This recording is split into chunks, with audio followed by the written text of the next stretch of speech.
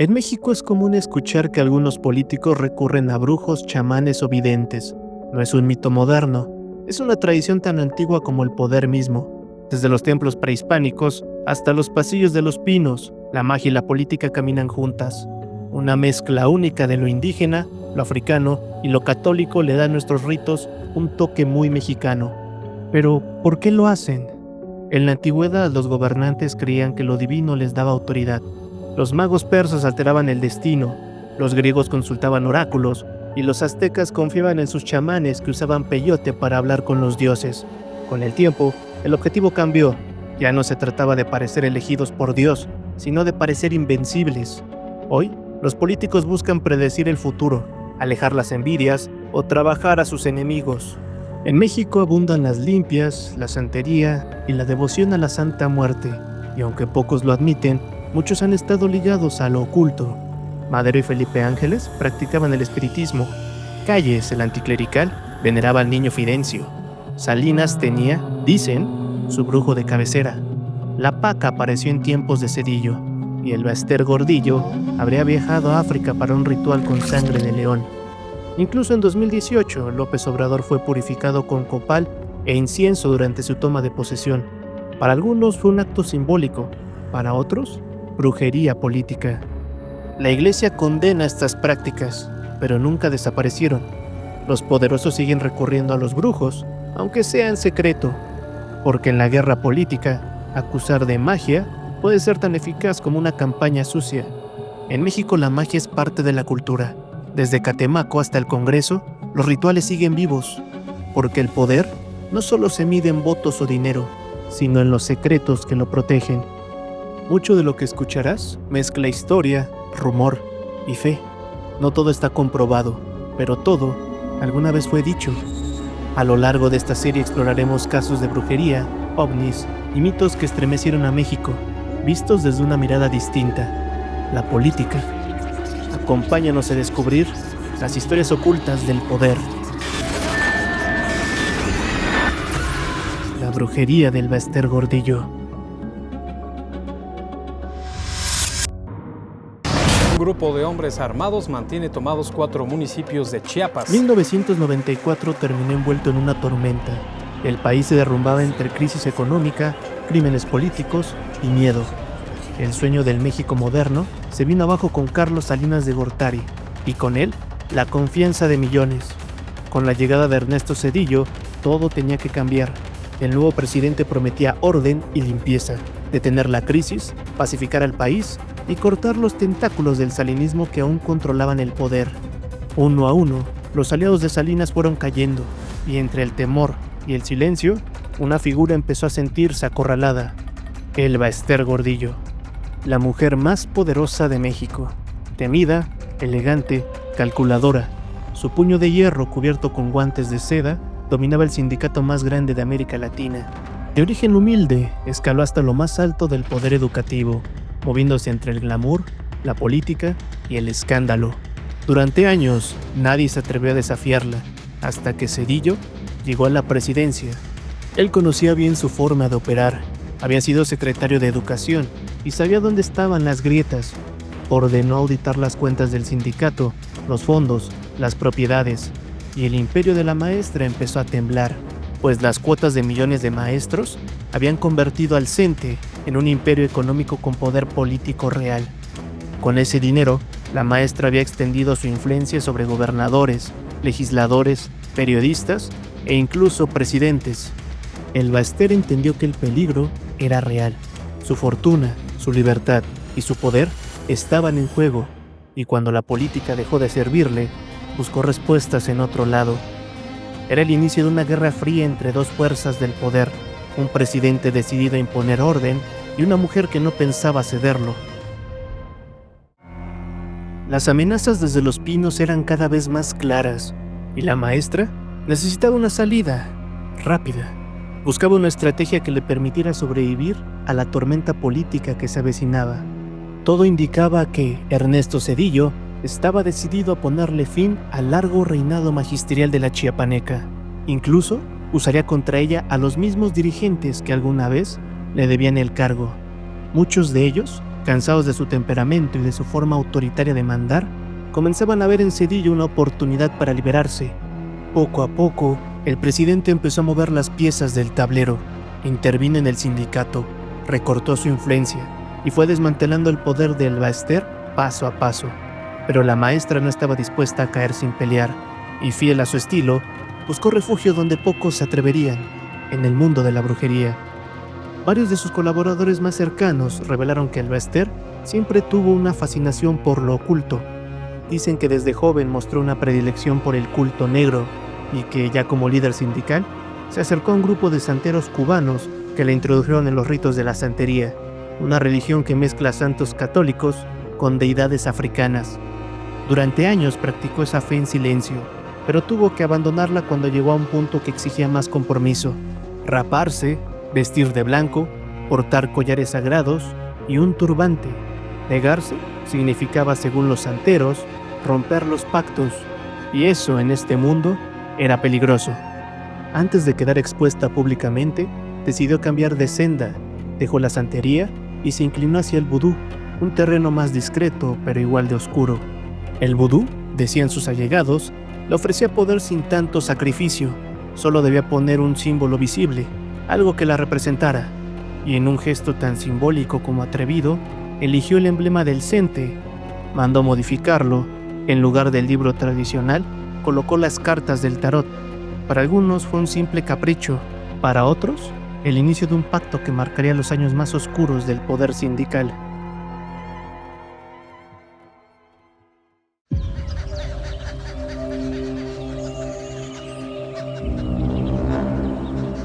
Acorralada, organizó un viaje a África, donde, según uno de sus ex colaboradores, buscaba realizar un hechizo fuera de lo común. Esta vez, el objetivo era mucho más ambicioso: controlar al presidente. Los expertos en estos rituales aseguran que la magia funciona por dos factores: por quien cree en ella y por el tipo exacto de hechicería que se usa. Cada trabajo debe encajar con la persona que lo encarga y con la persona a quien va dirigido. Para conocer el perfil espiritual de Ernesto Cedillo, los brujos necesitaban más que una fotografía. Se tomaron imágenes especiales, se elaboró su carta astral, y videntes, médiums y cartomantes analizaron cada detalle: su aura, sus fijaciones, sus miedos, sus vicios y debilidades. Durante casi un año, el equipo del Baester consultó a una red de adivinos, santeros y lectores del alma. Estudiaron la energía del presidente bajo luces controladas, observando los colores de su aura y recopilando información sobre sus hábitos más íntimos. El diagnóstico fue inquietante. Cedillo dormía poco, temía el fracaso y era vulnerable a las presiones espirituales. Según ellos, su mente podía ser dominada por el espíritu de un animal poderoso, el león.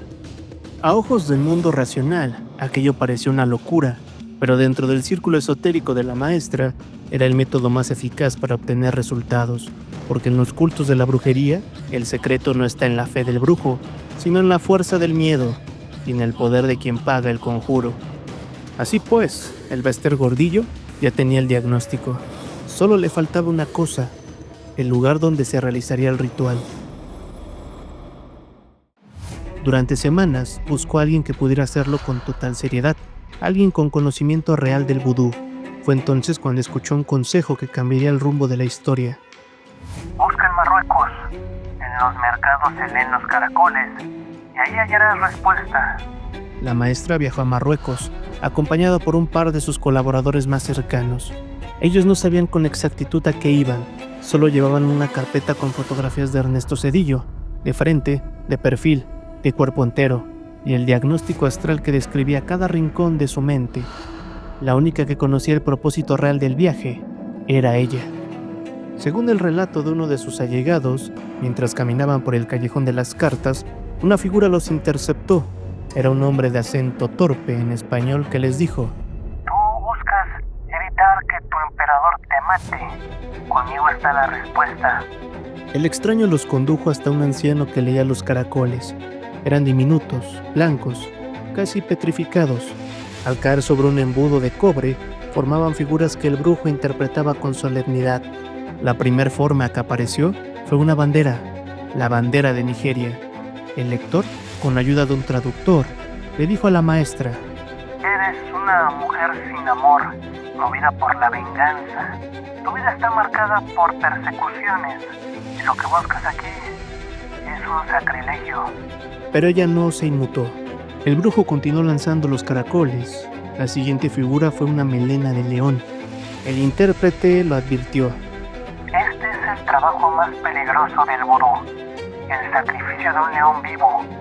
Dijo que el problema no era el sacrificio en sí, sino lo que vendría después, que su espíritu quedaría atado al del animal, que perdería el raciocinio y que cada día sus impulsos se volverían más salvajes.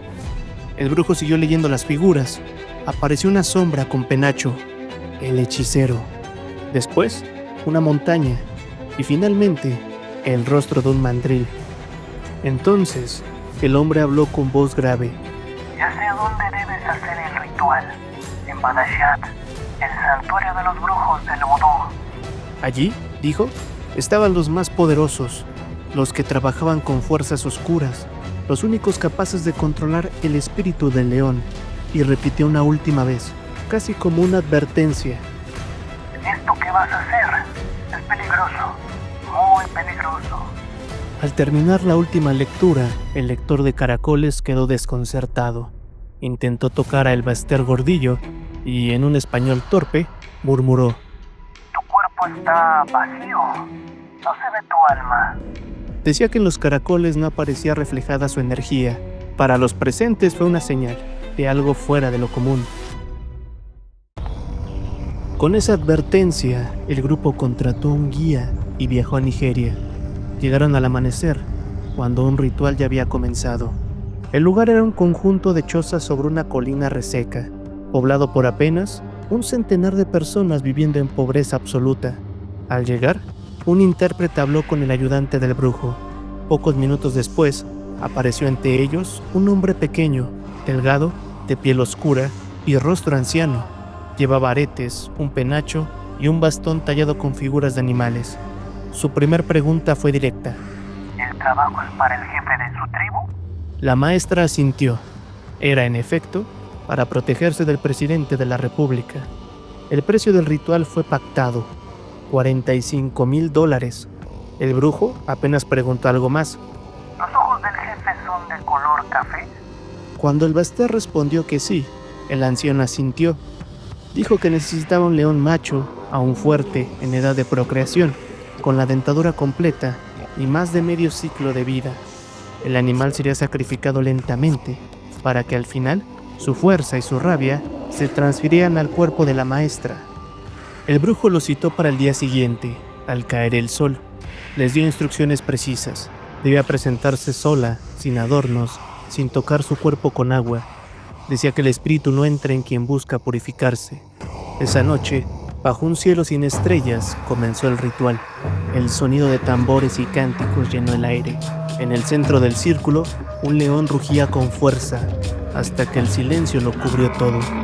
La maestra permaneció inmóvil, mientras el brujo trazaba sobre su piel figuras antiguas, susurrando palabras en una lengua que nadie entendía. Luego, le entregó una fotografía de Ernesto Zedillo y le ordenó abrazarla con fuerza, mientras repetía 7 veces lo que más deseaba. El ambiente era sofocante, el fuego iluminaba las paredes de barro y el humo parecía moverse con vida propia. Dicen que, agotada, la maestra perdió el sentido por unos instantes y cuando despertó, el ritual había terminado.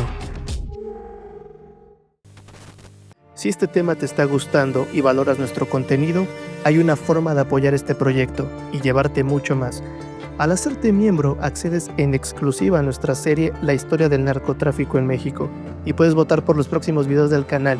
Y si quieres profundizar aún más, en nuestro Patreon encontrarás galerías de imágenes, periódicos y documentos que hemos recopilado a través de nuestras investigaciones.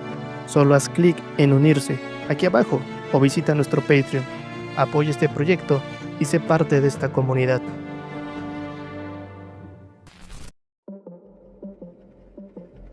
El brujo, agotado, rió con un tono burlón.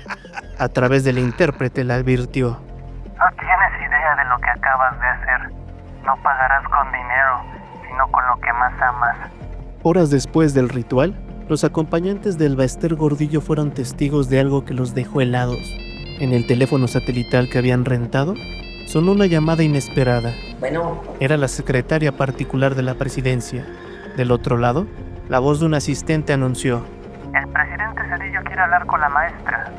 Ella tomó el teléfono y, según contó después, escuchó la frase que no esperaba oír jamás. Purita hermosa, necesito hablar contigo. Para muchos de los presentes, el hechizo del león había comenzado a funcionar, pero lo que vino después fue todavía más inquietante. El brujo, antes de despedirse, una vez más le había advertido que el verdadero costo del ritual no sería el dinero, sino algo mucho más doloroso: la vida de un ser querido. Poco tiempo después del viaje, una tragedia golpeó a la familia.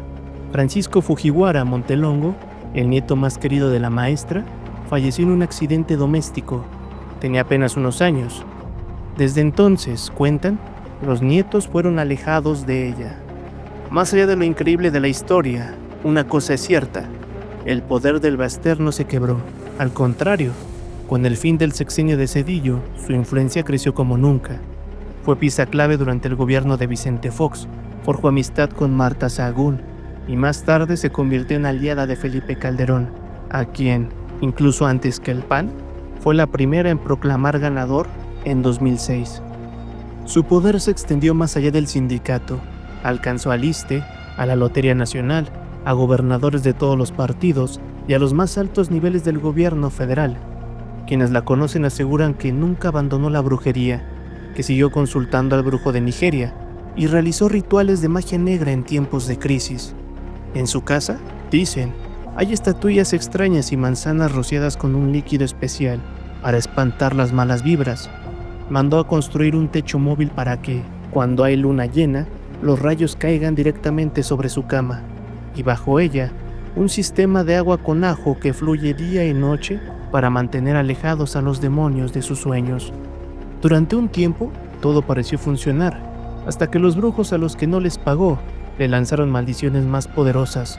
Aseguran que comenzó a sufrir infecciones en los pies y que entonces decidió reforzar su protección, acercándose a la Santa Muerte. Le prometió altares por toda la Ciudad de México, a cambio de su protección, y desde entonces su devoción se volvió pública. En el año 2000, cuando el CENTE aún fingía apoyar a Francisco Labastida, el Baester ya había pactado con Vicente Fox. Antes de romper con el PRI, reunió a los líderes del sindicato y realizó un último ritual. Sobre las fotos de sus allegados, pronunció 7 veces la misma frase: te someto a mi orden. Colocó las fotos de todos ellos en una basinica y orinó sobre ellas. Después, arrojó aquellas imágenes al suelo para que el poder y el destino decidieran por ellos. Nadie se rebeló. Fox ganó y la maestra se convirtió en la mujer más poderosa del país. Durante años, su poder fue absoluto, pero en 2013, con la llegada de Enrique Peña Nieto, el viento volvió a cambiar. El nuevo PRI, ansioso por mostrar fuerza, vio en la maestra un símbolo del pasado. La reforma educativa golpeó el corazón de su imperio, y aquella mujer que había tejido alianzas con presidentes y gobernadores terminó tras las rejas. El proceso que se sigue es estrictamente legal. Responde a evidencias de un probable desvío ilícito y ocultamiento de recursos del Sindicato Nacional de Trabajadores de la Educación. Los recursos de los sindicatos son de sus agremiados, no de sus dirigentes. El castillo que levantó durante décadas se derrumbó en un solo instante. Aún así, su sombra sigue viva. Algunos dicen que su poder nació de la política, de su inteligencia, su disciplina y su capacidad para someter voluntades. Otros aseguran que provino de un lugar más oscuro, donde los palacios y los rituales trascienden toda lógica. Aún después de su caída, su nombre sigue susurrando en las sombras del poder. Para algunos, fue una estratega brillante, capaz de someter a presidentes y construir imperios. Para otros, una mujer marcada por los pactos más oscuros. Pero quizá ambas cosas sean ciertas, porque en México el poder no muere, solo cambia de rostro y de ritual. Señor presidente, sin rubor, sin duda, sin complejos. Le decimos que somos sus aliados. Es un principio sindical. No busco puestos, que nadie se preocupe. Nunca he pensado ser secretaria de Educación ni sirvienta de nadie, salvo del CENTE. Recuperé la libertad y la reforma educativa se ha derrumbado.